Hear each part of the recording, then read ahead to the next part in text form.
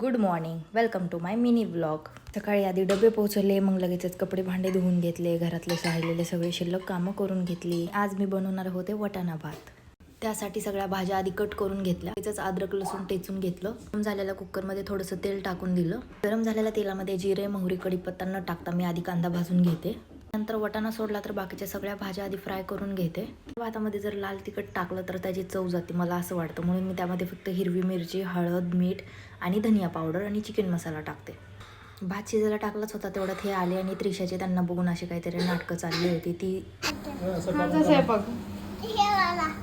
आणि तुम्ही पिझ्झा खाऊन येणार का? नाही, मला तिकडे जाऊन खायचंय.